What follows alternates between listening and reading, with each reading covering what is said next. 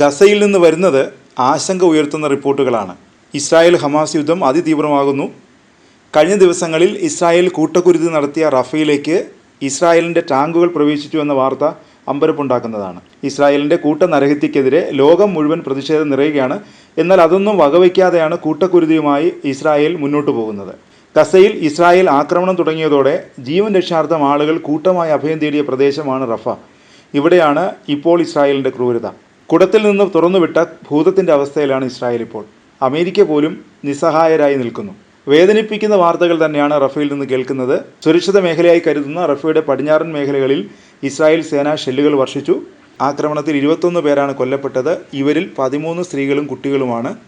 കൂട്ടക്കുരുതിയിൽ ഏറ്റവും ഒടുവിൽ പുറത്തുവന്ന വാർത്തയാണിത്.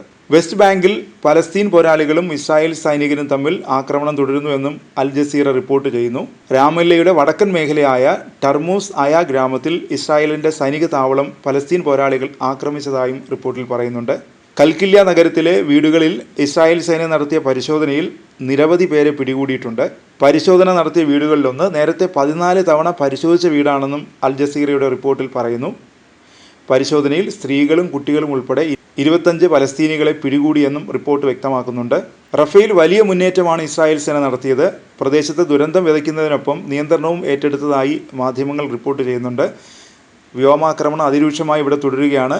പ്രദേശത്തെ ആശുപത്രിയുടെ സമീപം വരെ ഷെല്ലുകൾ പതിച്ചെന്ന് അൽ ജസീറ റിപ്പോർട്ട് ചെയ്തു.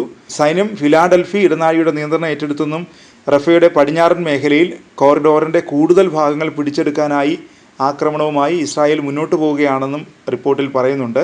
ആക്രമണം കൂടുതൽ പ്രദേശങ്ങളിലേക്ക് വ്യാപിപ്പിച്ചതോടെ അഭയം തേടി ജനങ്ങൾ പരക്കം പോവുകയാണെന്നും മാധ്യമ റിപ്പോർട്ടുകൾ പറയുന്നുണ്ട്.